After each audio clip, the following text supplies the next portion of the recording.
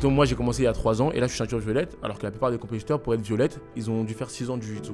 C'est-à-dire que oui, quand tu es une tête dans ton pays, en MMA, tu vis bien, mais j'en connais beaucoup qui font du MMA et qui travaillent à côté. Le mental, pour moi, durant le combat, il est très important. Et en fait, ce qui est plus important, c'est la confiance. Quand j'étais au Brésil, en fait, j'ai très vite compris que, et dans le jiu-jitsu à haut niveau, presque tous les compétiteurs sont sous. J'ai mis l'étranglement sur la mâchoire et avant qu'il ait le temps de taper, on voit que sa main a fait ça pour taper.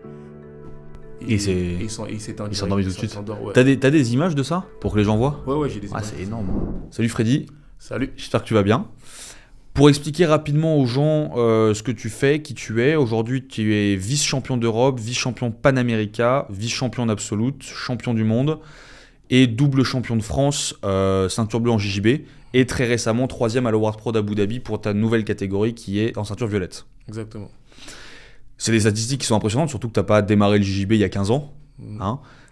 Qu'est-ce qui te permet aujourd'hui de gagner aussi souvent tes combats? Qu'est-ce qui te permet d'avoir cette ascension qui est quand même assez folle? Je pense que le plus important pour moi, pour pouvoir faire des résultats, et comme je l'ai dit en peu de temps, c'est tout d'abord de faire des sacrifices. Ça veut dire qu'il faut passer beaucoup de temps sur le tatami, parce que ce qui compte en jiu-jitsu, c'est pas forcément le temps auquel tu as commencé, on va dire, mais c'est le temps que tu passes sur le tatami. Si un gars a commencé le jiu-jitsu depuis 5 ans et qu'il s'entraîne 2 fois par semaine, et que moi j'ai commencé depuis 1 an et que je m'entraîne 10 fois par semaine, très vite j'ai rattrapé déjà les années. Et aussi un truc sur lequel je mets beaucoup l'accent, c'est le fait de beaucoup étudier. C'est-à-dire que lorsque j'ai un problème au jiu-jitsu, au lieu de me dire ok, je suis pas très bon dans cette position, je vais essayer de plus m'y mettre, ce que je dis c'est que je vais essayer de trouver une solution technique au problème que je retrouve. Et le jiu-jitsu, en fait, pour progresser rapidement, en fait, il faut à chaque fois qu'on a un problème trouver une solution technique. Et je pense que le fait de faire ça, d'étudier beaucoup, d'être une bonne autocritique, on va dire, et aussi le fait de ne pas avoir le mauvais ego permet de progresser très vite dans le sport. Pourquoi tu as commencé les arts martiaux à la base avant même de te tourner sur le jiu-jitsu brésilien? À la base, je faisais du foot et j'ai une petite blessure à la main qui fait que j'ai dû arrêter le sport pendant un petit moment. Et du coup, quand il était temps de reprendre le sport, ça faisait déjà un moment que j'avais arrêté le foot, du coup, je voulais plus forcément reprendre. Et j'ai commencé par faire du street workout, là où j'ai rencontré un gars que je connaissais déjà, qui faisait des sports de combat, il m'a initié un petit peu.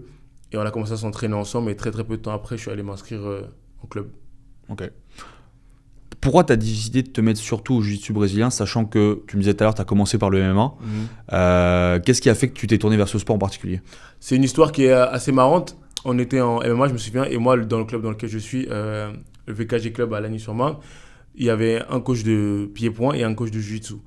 Dans une séance de MMA, mon coach au bout d'un moment, on est en train de faire du pied-point, et mon coach de jiu-jitsu dit « Ok, on enlève les gants et on passe en face au sol ». J'en avais jamais fait de ma vie. Et du coup, il m'appelle pour faire avec lui.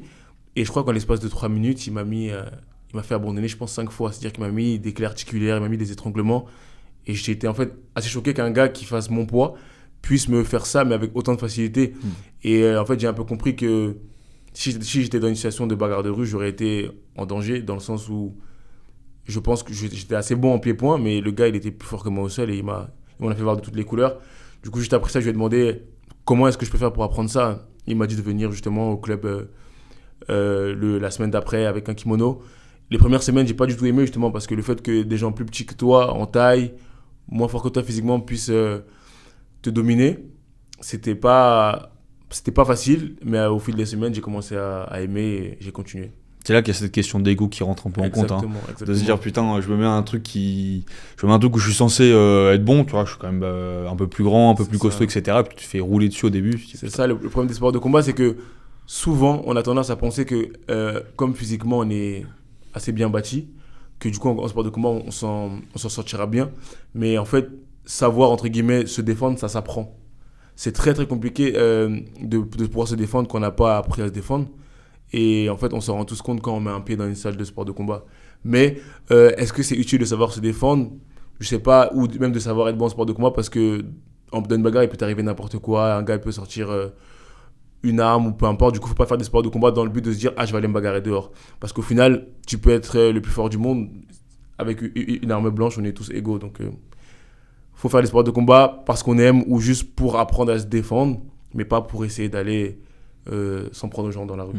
C'est plus un au cas où, quoi. Exactement. C'est-à-dire, si jamais ça peut me sortir d'une situation, c'est quand même C'est quand utile. même bien. Et puis après, Mais- la passion rentre en compte. Et, Exactement. je comprends. Est-ce que tu comptes revenir un peu au MMA par la suite? C'est pas un truc qui te tente pour l'instant? Est-ce que c'est un truc que tu as imaginé, auquel tu as pensé? J'y ai pensé, mais si j'y retourne, il y aurait moyen que j'y retourne et ce serait dans le but en fait de justement montrer encore plus la puissance du jiu-jitsu brésilien. C'est-à-dire que si j'y vais, je vais plus être focus sur comme certains combattants, Charles Oliveira ou Khamzat Chimaev, Khabib qui en fait dès les débuts du combat emmènent le combat au sol.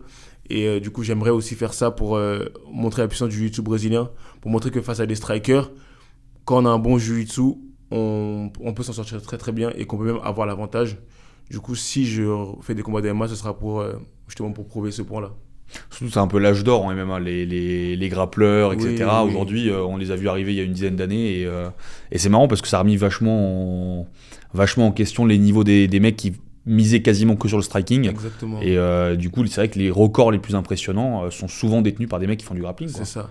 Et Parce que dès qu'ils sont au sol, le combat, il est plus fini. personne en face. Et ça, et beaucoup de gens, quand ils prennent des combattants comme Khabib ou Islam Makhachev, pensent que ce ne sont pas des grappleurs, Mhm. que ce sont que des lutteurs, alors que Khabib, Islam, Khamzat, ils font du grappling depuis qu'ils sont nés. Ça veut dire qu'ils ont autant d'expérience qu'un gars qui fait du jiu-jitsu brésilien. Parce que le jiu-jitsu brésilien ne se pratique pas qu'avec un kimono, il se pratique aussi sans kimono. On appelait ça communément du grappling, mais c'est quand même du jiu-jitsu brésilien. Du coup, ouais, comme tu l'as dit, ces dernières années, c'est vraiment dominé par les grappleurs. Et même dès les débuts, il y avait, si je dis pas n'importe quoi, que je me rappelle du nom, un combattant de la famille Gracie. J'ai pas envie d'écorcher le prénom, du coup je vais pas dire le prénom. Mais dans les premiers UFC, c'était justement lui. Il faisait, je pense, 75 kilos. Mhm. Et il combattait contre des boxeurs, des karatékas, peu importe contre qui il combattait. Et peu importe le poids, il gagnait contre tout le monde grâce au jiu-jitsu brésilien. Et c'est là, petit à petit, que les gens ont commencé à comprendre la puissance de ce sport. Bah, je sais pas si tu as regardé en direct le combat, moi je l'ai vu, et c'est vrai que le combat de Chimaev contre Whittaker, impressionnant, parce que Whittaker c'est quand même un grand nom du sport, le mec est très très bon, et quand tu regardes la rapidité à laquelle il a dû taper, C'est ça. en fait il s'est fait disloquer une partie des dents de la mâchoire Ouais, ouais. en une demi-seconde, quoi, sur un étranglement, donc c'est putain, c'est impressionnant. C'était impressionnant parce que justement, c'est justement une situation qui arrive souvent, c'est que le striker a un très très bon niveau debout. C'est-à-dire que si tu restes debout avec lui, tes minutes sont comptées. Mais Khamzat, intelligent et sûr de son grappling, il a justement directement plongé dans les jambes Mhm. et il n'a même pas subi une seule frappe durant le combat contre l'un des meilleurs du monde, l'un des gars qui a été, si je dis pas n'importe quoi, champion intérimaire. Du coup, ça montre vraiment que quand on a une bonne maîtrise du grappling, on peut faire de grandes choses contre des strikers. Est-ce que aujourd'hui, le JJB n'étant pas l'art martial le plus streamé au monde, est-ce qu'on peut vraiment gagner sa vie à moins d'être un nom comme un Gordon Ryan? Est-ce que tu peux vraiment arriver à gagner ta vie ou ça prend très longtemps pour arriver à ce stade-là? En fait, ce qui est bien avec le jiu-jitsu brésilien, et je vais faire une petite parenthèse, c'est que, parce que beaucoup de gens me parlent souvent, ah, mais pourquoi tu vas pour MMA pour pouvoir avoir plus d'argent? Mais il faut savoir que c'est pas n'importe qui en MMA qui touche beaucoup d'argent. Si tu es un Nassourdine Imavov, un Cyril Gane, je ne vais même pas dire Morgan Charrière, parce que Morgan Charrière, il est très très fort, mais c'est beaucoup les réseaux sociaux qui le font vivre bien. Ou même un Taylor Lapillus, j'oublie, un Saladin Parnasse. Ils vivent très très bien, mais c'est les têtes dans leurs organisations ou les têtes dans leur pays. C'est-à-dire que oui, quand tu es une tête dans ton pays, en MMA, tu vis bien, mais j'en connais beaucoup qui font du MMA et qui travaillent à côté.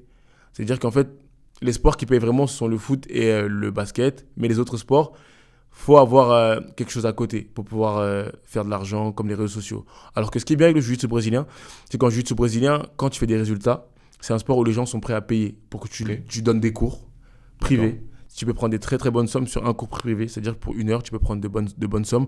Pour aller donner des cours dans des clubs, tu peux prendre de bonnes sommes. Pour aller faire des séminaires dans des clubs, tu peux prendre de bonnes sommes. Ça veut dire que même si tu as commencé le jiu-jitsu brésilien et que tu as 40, 45 ans et que tu combats plus du tout, tu peux te faire même plus d'argent que quand tu combattais. Ok. En jiu-jitsu brésilien, pareil, de plus en plus, il y a des opportunités où on te propose des super fights où tu es payé pour combattre. Juste que beaucoup de gens ne sont pas au courant de ça puisqu'il n'y a pas encore beaucoup de gens qui performent à l'international dans notre pays. Et j'espère être l'un des premiers à le faire. L'un des porte-parole du JJB en France. Ouais. Exactement, c'est pour ça que je m'entraîne aussi dur. Et il y a largement moyen de vivre du jiu-jitsu. Et encore plus facilement pour moi qui suis sur les réseaux sociaux, avec des sponsors, avec des programmes que tu vends, avec des sites internet que tu crées avec des abonnements. Du coup, le jiu-jitsu brésilien, il y a vraiment moyen de vivre très très bien. Et du coup, ouais, c'est ça, c'est que c'est des sports qui payent quand tu as un nom. Mais c'est des sports dans lesquels il y a beaucoup de disparités et il n'y a pas vraiment de minimum. Du coup, pour moi, le mieux, c'est de faire des sports où tu vas pouvoir, comme le jiu-jitsu, faire beaucoup de choses à côté pour pouvoir avoir de l'argent et pouvoir très, très, très bien vivre. Mais encore une fois, c'est pas facile de vivre des sports en France, peu importe le sport qu'on fait, même dans le tennis. Il y en a qui sont très très riches en faisant du tennis, mais il y en a d'autres qui font du tennis et qui vont travailler après leur entraînement. Ouais, c'est vrai. C'est qui aujourd'hui ton inspiration dans le JJB ? Mon inspiration, c'est un combattant d'ailleurs qui est très jeune, je pense qu'il doit avoir peut-être 2 ans de plus que moi. Il s'appelle Tainan Dalpra. En fait, ce que j'aime bien, c'est son éthique de travail. C'est un combattant qui est chirurgical, c'est-à-dire que quand il combat, tout ce qu'il fait, c'est propre et tout ce qu'il fait, c'est calculé. C'est un gars, en fait, qui est presque impossible à battre dans le sens où il est bon dans toutes les positions. Et j'aime beaucoup par rapport à d'autres combattants parce qu'il y a beaucoup de combattants qui sont super forts, super divertissants à regarder. Par contre, c'est les combattants, ils peuvent gagner contre n'importe qui, mais ils peuvent aussi perdre contre n'importe qui. Pour moi, c'est plus important d'être déjà très dur à battre. Et ensuite, quand tu es dur à battre, d'avoir des bons fondamentaux pour pouvoir justement installer sa domination sur tous ses adversaires. Et ce que j'aime bien chez lui, c'est qu'à chaque fois que tu le vois sur le tatami, il est plus fort que la dernière fois. Il travaille dur et ça se voit depuis qu'il est dans les petites ceintures comme ceinture bleue, même quand il était un peu plus jeune. Et tu vois que tu le voyais sur le podium en 2018 en ceinture bleue. 3 ans plus tard, tu le vois en ceinture noire sur le podium. Ah ouais, quand même. Première place, en train de gagner encore. Du coup, ça donne de l'espoir et forcément, ça te montre que si tu travailles dur comme lui ou comme d'autres, je prends lui comme exemple, mais il y en a d'autres, tu peux y arriver au niveau. Est-ce que, du coup, ça tombe bien que tu fasses le lien, est-ce que tu peux nous expliquer la façon dont les ceintures fonctionnent en JJB ? Ouais. Toi, tu es aujourd'hui champion du monde en ceinture bleue, tu viens de passer en ceinture violette. Yes. C'est quoi la différence majeure entre les ceintures ? Comment on les obtient ? Il y a déjà 2 choses, c'est qu'il faut différencier. Il y a des combattants qui sont loisirs, enfin il y a des pratiquants qui sont loisirs et des pratiquants qui sont compétiteurs. Par exemple, je vais te dire un truc un peu bête, un ceinture blanche ou bleue compétiteur, on va exclure sa ceinture blanche parce que c'est un peu plus débutant. Un ceinture bleue compétiteur de haut niveau va être plus fort qu'un ceinture noire loisir. Parce qu'un ceinture noire loisir, il obtient les ceintures juste parce qu'il vient à l'entraînement et qu'il est régulier, il vient 1 an, 2 ans. Tous les 2 ans, tu peux passer une ceinture quand tu es loisir. Ça veut dire que quand tu es loisir, en vrai, tu vas mettre entre 8 et 10 ans pour être ceinture noire. Quand tu es loisir et que tu ne fais pas de compétition. Quand tu es compétiteur, le temps, il peut jouer pour toi, mais il peut aussi jouer contre toi. Parce que si tu es compétiteur et que tu t'es fixé l'objectif de gagner les championnats du monde en ceinture bleue, je connais beaucoup de gens qui ont mis 4 ans, 5 ans en ceinture bleue pour avoir le titre qu'ils voulaient avant de passer la ceinture.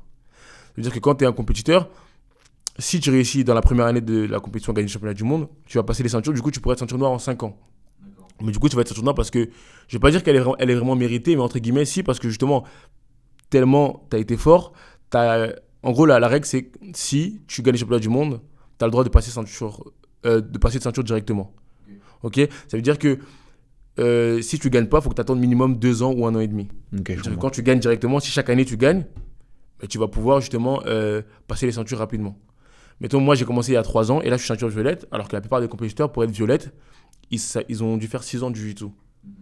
Ça veut dire que si par exemple là je finis les championnats du monde et que je gagne encore, je vais passer marron directement. Du coup, l'ordre des ceintures, c'est bleu, blanc, violet, marron, noir. Et ça peut aller plus ou moins rapidement si tu es compétiteur ou si tu es loisir. Entre les championnats du monde, t'as beaucoup de compétitions. Oui. À peu près combien par an ?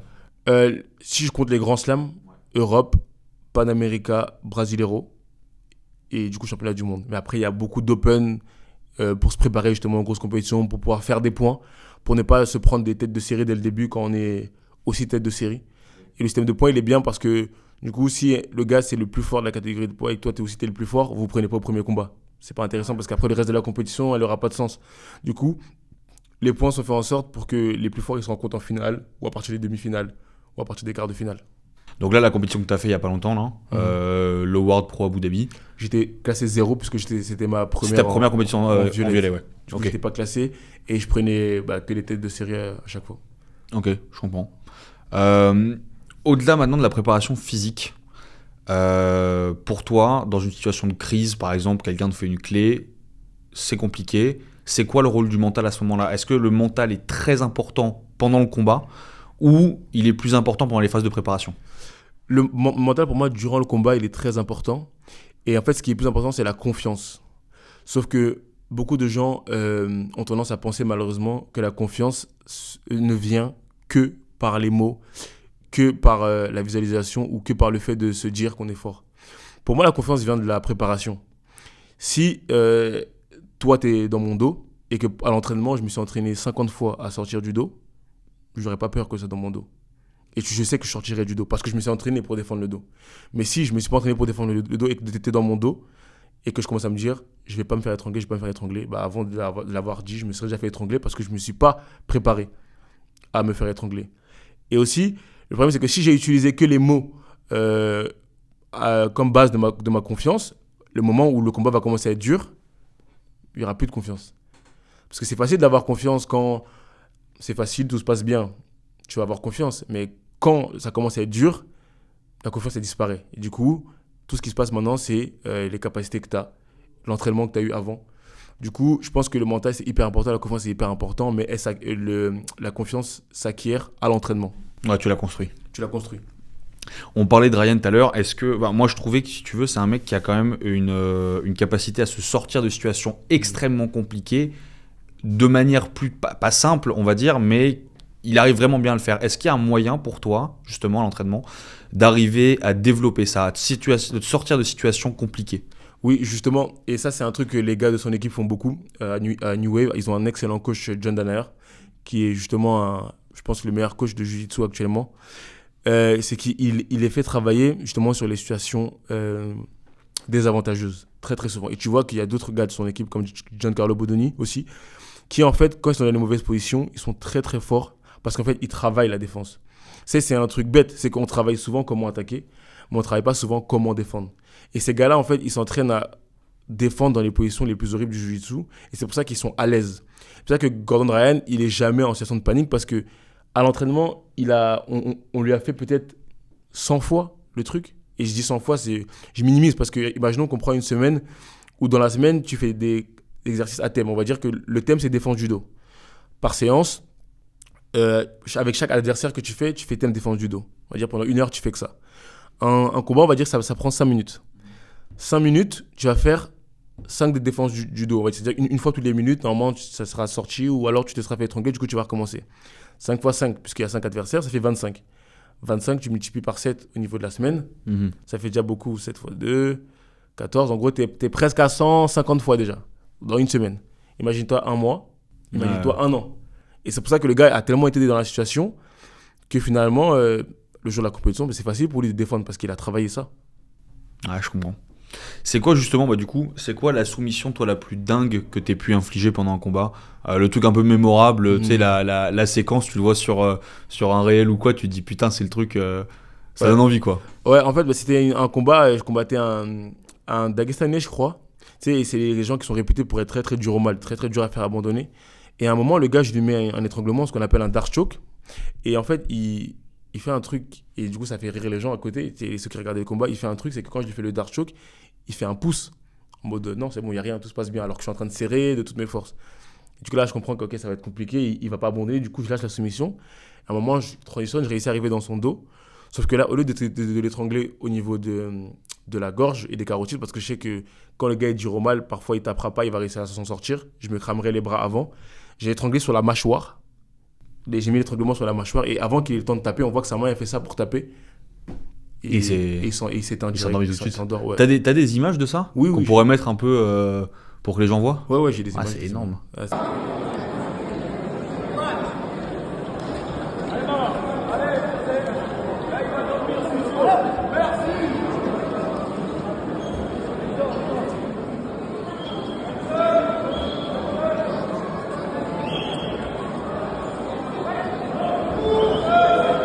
c'est ouf, ça c'était ouf. C'est la première fois que ça m'est arrivé, j'ai eu un peu peur, mais il s'est réveillé quelques secondes après, donc ça va. Tu m'étonnes. Est-ce que, d'ailleurs, dans ta catégorie qui est aujourd'hui les ceintures violettes ou pas, hein, enfin pas ta catégorie, mais même dans ta catégorie ou autre d'ailleurs, est-ce qu'il y a un adversaire en particulier que tu aimerais affronter aujourd'hui? Ouais, bah, celui que j'aimerais déjà affronter, c'est le gars contre qui j'ai perdu au World Pro à Abu Dhabi. C'est un gars qui est très expérimenté, je pense qu'il est champion du monde de sambo, grosse base de judo. Ça fait des années qu'il est dans le sport de combat. Et en fait, j'ai fait une erreur bête dans le combat, il a capitalisé dessus direct. C'est là qu'on voit l'expérience. Mais je pense que sur un combat, je pourrais largement le battre, puis il y a largement la place parce que j'ai vu son style et justement, j'ai vu qu'en fait, il est très opportuniste. Et si je reste concentré, je pense que je pourrais les battre. Du coup, j'aimerais bien avoir une revanche Contre lui. Ouais. Ok.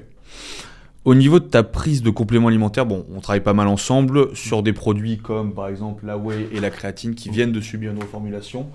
Donc ça, on va le teaser un peu, on va l'annoncer, on en parlera bientôt, ça sera bientôt disponible à la vente. Voilà, c'est les nouveaux produits sport de la gamme avec justement une nouvelle DA, Nutrimea Sport. Il y a un produit sur lequel on travaille avec toi en particulier, qui était un produit à ta demande d'ailleurs, dont j'aimerais qu'on parle au niveau des effets que tu as ressentis, de ce que ça te permet aujourd'hui de faire différemment, ce que ça t'a permis d'améliorer. C'est un produit qui a un lien avec tes entraînements au Brésil, c'est le Tribulus. Ouais. Est-ce que justement tu peux nous en parler et expliquer pourquoi ? Ok. Quand j'étais au Brésil, je me souviens que... Bon, déjà, je vais parler, quand je suis en France, je m'entraîne 2 à 3 fois par jour. Quand j'étais au Brésil, le maximum que je faisais 1 fois par jour. Pourquoi ? Parce que les entraînements, ils étaient super intenses. Et je ne comprenais pas comment les gars réussissaient à tenir le rythme. En fait, j'ai très vite compris que tout le monde est dans le jiu-jitsu à haut niveau. Presque tous les compétiteurs sont sous stéroïdes. Comme ils sont sous stéroïdes, ils récupèrent beaucoup plus vite que toi. Ils se fatiguent beaucoup moins vite que toi. Et du coup, ils sont beaucoup plus endurants que toi. Ça veut dire que le gars, lui, il est là, il s'entraîne 2-3 fois par jour, des entraînements intenses. Et moi, je m'entraînais qu'une seule fois par jour. Après, je dormais toute la journée. Je n'arrivais plus. Du coup, ce qui fait que quand j'étais au Brésil, c'était très compliqué pour moi. Parce que du coup, quand tu es fatigué, bah forcément, tu perds la testostérone. Du coup, tu perds l'envie de t'entraîner. Tu perds un peu le goût de l'entraînement. Tu sais, tu n'es plus aussi bagarreur que tu l'es en temps normal. Et du coup, ça me manquait beaucoup. Depuis que je suis rentré ici, je me suis adapté au rythme du Brésil. Ça veut dire que maintenant, je me suis adapté au rythme du Brésil. Du coup, ça veut dire que je fais des entraînements beaucoup plus intenses. Et j'ai remarqué que depuis que j'ai commencé à prendre le Tribulus et aussi la créatine, je mixe les deux. C'est-à-dire que je prends Tribulus et créatine. Depuis que j'ai commencé à faire ça, en fait, je me fatigue beaucoup moins. Ça veut dire que j'ai une endurance musculaire qui est meilleure. J'ai un cardio, je ne pensais même pas, un cardio qui est meilleur. J'ai une meilleure force et j'ai une meilleure récupération durant la nuit ou durant les heures où je dors. Et en fait, ce produit, il est vraiment magique. Et je suis vraiment content de l'avoir pris parce que, sans vous mentir, au bout d'un moment, quand on est fatigué, on se dit peut-être que moi aussi, je vais commencer à prendre des stéroïdes. Parce que tout le monde le prend. Tout le monde le prend et presque personne ne se fait tester positif. Du coup, tu commences à... Tu te dis, peut-être moi aussi, il faut que je commence. Ouais, il y a plein de petits trucs pour cacher sur les prises de sang et autres. C'est ça. Et du coup, au moment où je commence à me dire, bon, je pense qu'il est temps que je commence parce que tout le monde le fait. Du coup, si je veux jouer à jeu égal, je suis obligé. Quand j'ai découvert ça, c'est beaucoup plus simple pour moi de m'entraîner plusieurs fois à des rythmes élevés. C'est-à-dire que maintenant, je peux faire des combats le matin, des combats le soir, 10 fois par semaine, 10 combats par jour, 10 fois par semaine. Du coup, je suis vraiment content d'avoir découvert ça et je conseille vraiment à tous ceux qui nous regardent de s'y mettre parce que ça marche hyper bien. Donc en résumé, booster de testo, meilleur sommeil, meilleure endurance, meilleure récupération musculaire de manière naturelle. Ouais. Ça, c'est les avantages du produit pour toi. Exactement. Il y a un autre produit dont je voulais qu'on parle. J'imagine que tu consommes pas mal de collagène. Ouais. On travaille aussi sur ce produit ensemble, sur le collagène marin en poudre. Pour quelqu'un qui a eu, même avant qu'on travaille ensemble, l'habitude de prendre du collagène, qu'est-ce que tu penses de la formule actuelle ? Est-ce que les effets pour toi sont là ?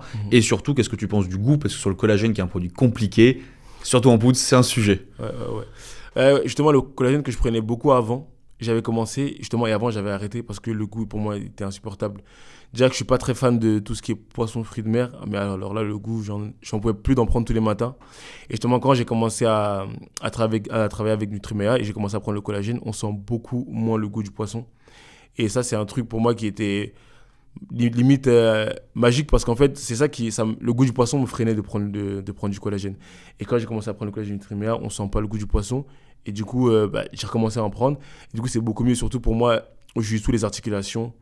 Elles sont mises à rude épreuve. Souvent même, on peut voir mes doigts comment ils sont. Mes articulations, à cause du jiu-jitsu, tu passes ton temps à attraper le kimono. Du coup, c'est très bien le collagène parce que du coup, ça permet de renforcer mes articulations. Et j'ai l'impression aussi, je sais pas, j'ai pas envie de dire n'importe quoi encore une fois, mais j'ai l'impression du coup, et ça agit un peu comme un anti-inflammatoire, du coup, parce que quand j'en prends, j'ai beaucoup moins mal. Je sais pas si c'est... Moi, je pensais que c'était juste pour renforcer. Mais quand je prends du collagène, je sens que j'ai beaucoup moins mal aux articulations.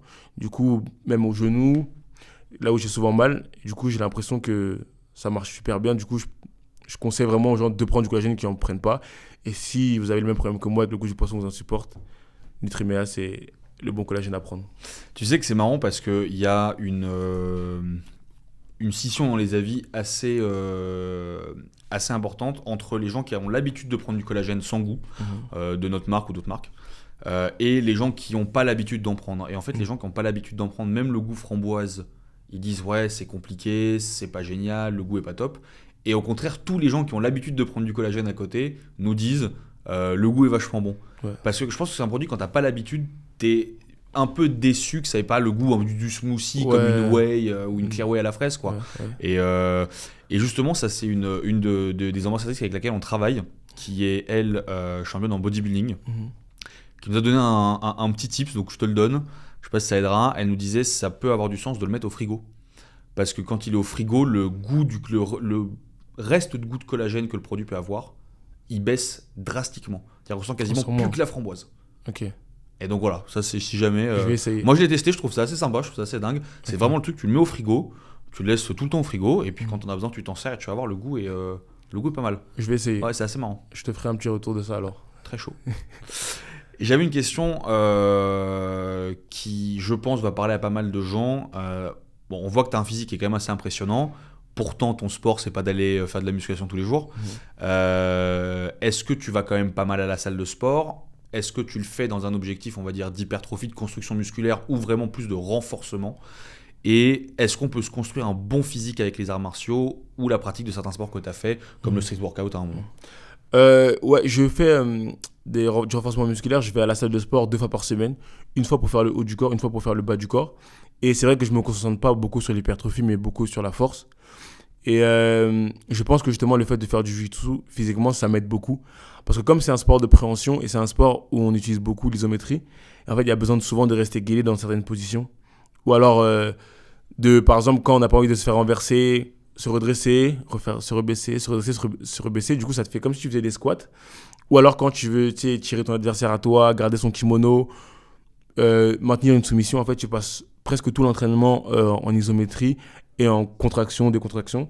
Du coup, en fait, je pense que le fait d'en faire, ça te construit un bon physique, le fait de faire du jiu-jitsu. Parce que, mettons que pour les bras, ça va être plus quand tu vas tirer, pousser.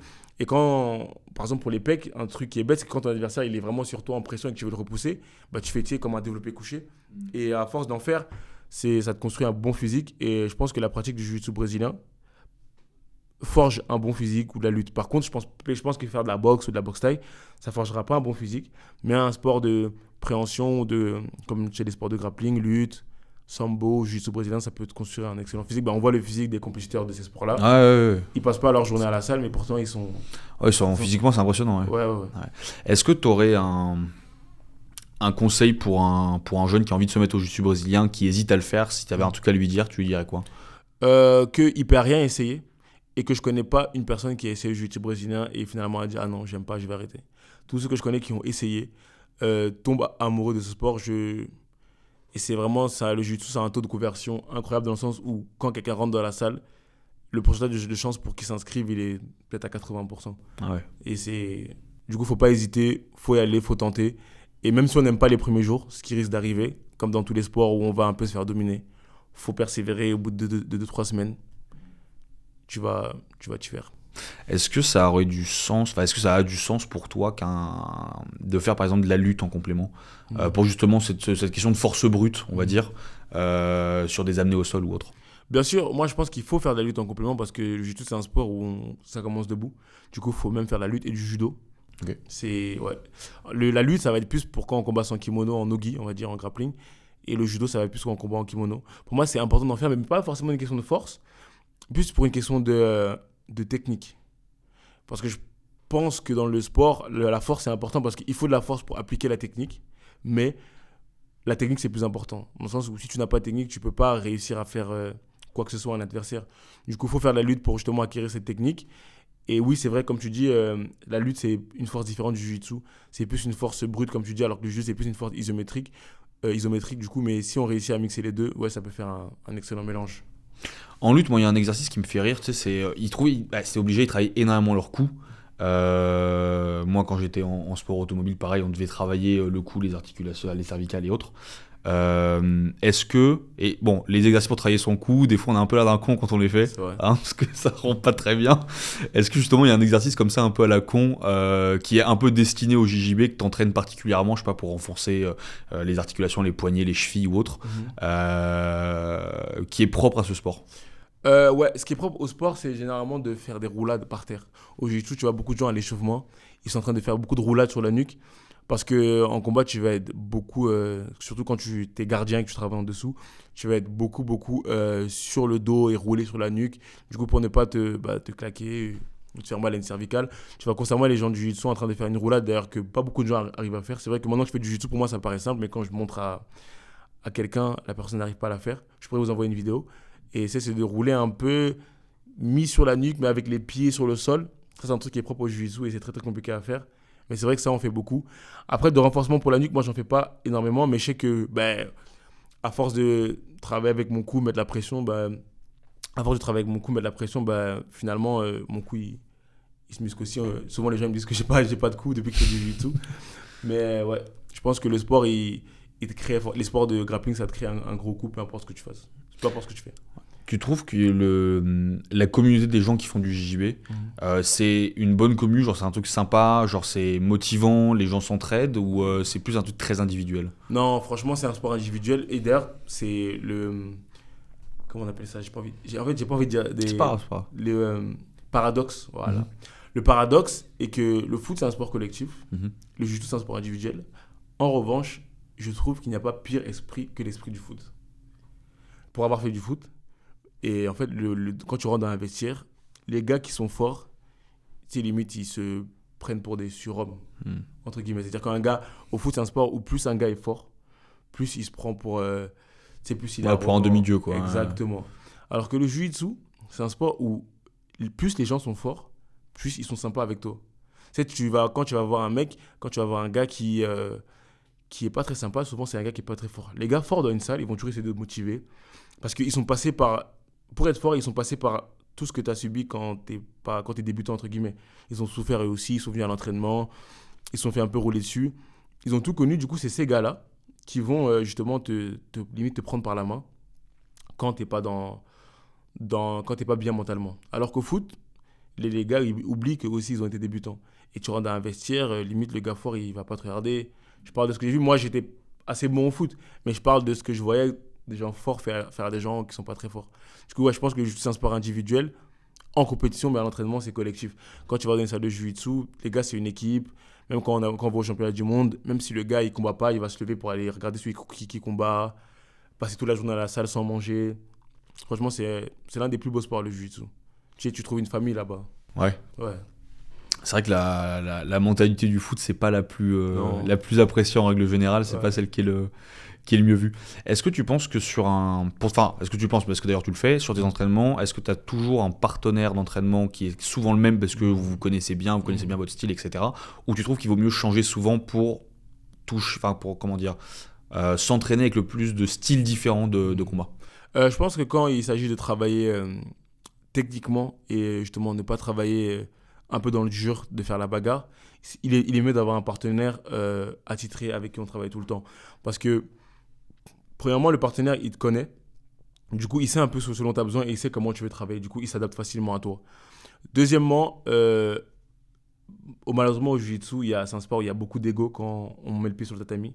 Du coup, en fait, c'est très très dur de travailler avec un gars qui se dit ah ouais, bon, il faut absolument pas que je me fasse battre. Ça veut dire que du coup, le gars, il va pas te laisser travailler. Même si tu lui as dit ok, on travaille doucement, le gars avec qui tu t'entraînes pas souvent, il va vouloir juste te battre et se dire ok, je l'ai battu, je suis content.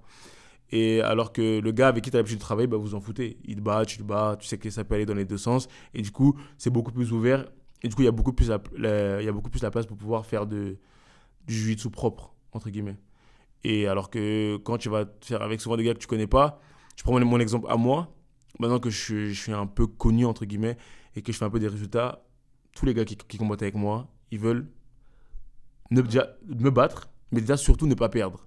C'est-à-dire que maintenant, quand je combats un gars que je connais pas, Finalement, je m'abuse même pas parce que le gars, il se met dans les positions défensives. Il fait en sorte que peut-être il sort du combat en disant ah ouais, j'ai combattu avec Freddy et je l'ai pas étranglé. Et il m'a pas étranglé, tu vois. Ouais, c'est le truc de se dire, quand je vais sortir avec des potes, leur dire, ouais, Freddy m'a pas battu. Ouais. Exactement. C'est-à-dire que tu le vois directement que les gens, ils essayent même pas de combattre, ils essayent juste de survivre. Du coup, c'est moins intéressant. Du coup, pour moi, je pense que c'est mieux de s'entraîner avec quelqu'un qu'on connaît tout le temps. Et aussi, ça réduit le risque de blessure. Encore une fois, quelqu'un qui ne te connaît pas, il va juste vouloir gagner et il s'en fout s'il te fait mal. Et quand tu es compétiteur, du coup, il faut vraiment que tu choisisses. Parce que la plupart du temps, quand je me suis blessé, c'était avec des gens que je connaissais pas. Ou des débutants. Ah, c'est pas étonnant. Ouais. Et d'ailleurs, je t'ai pas demandé, mais est-ce que tu peux expliquer un peu comment ça se passe pendant une compète ? Le déroulé ? Le déroulé, exactement. Okay. Le déroulé de la compète, comment ça se passe quand tu arrives, le nombre de rounds pendant un combat, combien de combats, etc. Une compète, quand ça arrive, d'abord, la première chose dans la plupart des fédérations, c'est que quand tu arrives, on check ton kimono pour voir s'il est aux normes, pour voir si tu n'as pas triché avec des manches un peu trop petites, pour voir si le kimono il est à ta taille, pour voir si tu n'as pas mis de produits qui glissent pour éviter de te faire attraper. Une fois que c'est fait, on vérifie ton identité, on vérifie ton poids. Si tu n'es pas au poids, même si c'est 100 grammes au-dessus, disqualifié, tu rentres chez toi. Du coup, quand tu arrives, il faut être au poids, il faut se peser. Une fois que c'est fait, on est tous dans un truc qui s'appelle la zone de combat. Et en gros, en fonction du nombre de personnes que tu as dans ta catégorie de poids, tu peux avoir plus ou moins de combats. Okay, c'est-à-dire que comme c'est des tableaux de 4, à chaque fois, il faut faire des multiplications pour savoir... par exemple, si on est dans un tableau, si je ne dis pas n'importe quoi, si on est 25, bah, tu auras 5 combats pour être jusqu'à la finale. Du coup, maintenant, pour que tu aies plus de combats, en gros, je pense que je peux multiplier par 2, si je ne dis pas n'importe quoi. En gros, ouais, c'est simple. En fait, c'est autant... comment dire ça ? Ouais. En gros, on divise souvent par 4 le nombre de personnes que vous êtes pour savoir le nombre de combats que tu auras. Ouais, ok. Voilà. Et pareil, c'est élimination directe. Ça veut dire que si tu viens, tu te fais éliminer. Fini, tu rentres chez toi. Même si tu as quitté la France pour aller au Brésil et combattre. Okay.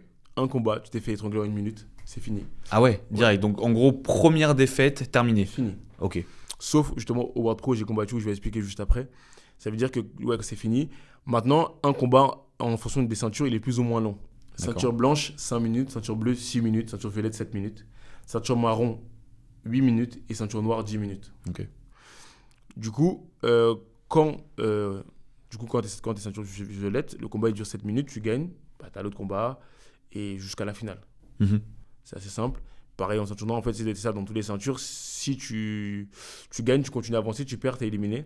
Et une soumission, ça arrête directement le combat. Okay. C'est-à-dire que tu soumets, le combat il est fini. L'adversaire il abandonne, le combat il est fini. Si au terme du combat il n'y a pas eu de soumission, on va regarder les points. Qui a le plus de points gagne. Ok, ouais, à la décision quoi.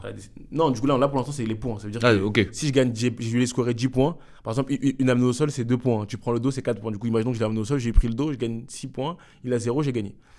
Maintenant, s'il n'y a pas de points, il y a des avantages. C'est-à-dire que quand tu prends une position mais qu'elle n'est pas stabilisée, imagine que je te ramène au sol, il faut que tu stabilises 3 secondes, mais je ne te stabilise pas et tu te relèves, je prends juste un avantage pour mon action. Pareil, je vais te prendre le dos, mais je le prends, mais je te stabilise pas dans le dos, je prends juste un avantage. Okay. Du coup, par exemple, s'il n'y a pas de points, on va regarder qui a le plus d'avantages, il gagne.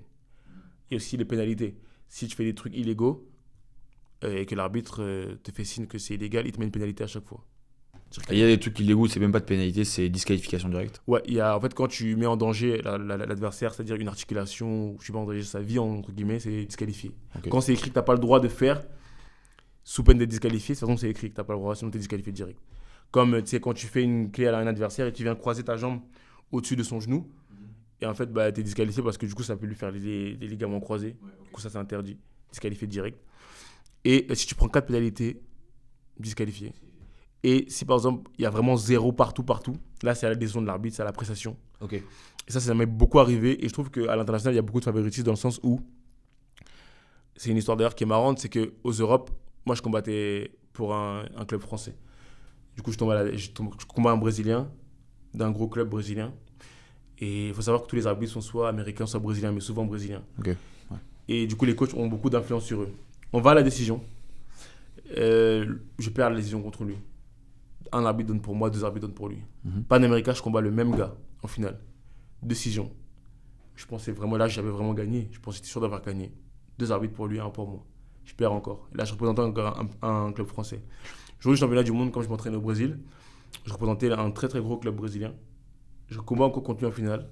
Décision. Sauf que là, il y a 3-0 pour moi. Et pourtant, il n'y avait pas plus de domination, je pense, dans les combats. Juste que quand c'est brésilien contre brésilien, là, ils vont vraiment juger vraiment qui a gagné. Alors que quand tu n'es pas brésilien, c'est très, très, très... Il va y avoir un peu de favoritisme envers le Brésil. Ouais. Exactement. Après, c'est pas chouette. C'est comme ça. Enfin, c'est malheureusement comme ça dans beaucoup de sports. Hein. T'as souvent c'est ça, mais je trouve que l'appréciation des arbitres, quoi. Je trouve qu'en France, on le fait pas. Les autres pays le font pour se mettre en avant, mais nous, on le fait pas. Ok. Mais je sais pas, du coup, c'est bien ou c'est pas bien. Mais c'est un truc que j'ai remarqué, c'est qu'en France, on fait pas ça. Alors, c'est peut-être plus moral, mais c'est peut-être moins avantageux, entre guillemets. Ouais. Exactement. Ça veut dire qu'un Brésilien, il peut venir en France, parce que le championnat d'Europe, c'était en France. Un Brésilien peut venir en France, gagner à la décision contre un combattant français. Plus facilement qu'un combattant français qui va gagner la décision contre un Brésilien. Tu Brésilien. gagneras pas au Brésil contre un combattant brésilien. Okay. C'est impossible. C'est vraiment impossible. À moins d'avoir une soumission, quoi. Ça. C'est que si tu veux gagner, faut le soumettre ou avoir mis des points. Mais à la décision, un Brésilien peut gagner en France contre un Français, mais un Français ne peut jamais gagner à la décision au Brésil contre un Brésilien. Les arbitres brésiliens vont toujours avantager le Brésilien. Ah, c'est dingue ça. C'est dingue, mais c'est même très relou en fait, surtout. C'est incroyable. Ok, et écoute, merci beaucoup d'être venu pour voir le podcast chez Nutrimea. On va continuer évidemment à suivre ta progression pour tes prochaines compétitions et puis surtout pour ta nouvelle ceinture. Voir comment ça évolue. Et puis on se retrouve bientôt sur les podcasts Nutrimea pour une nouvelle émission.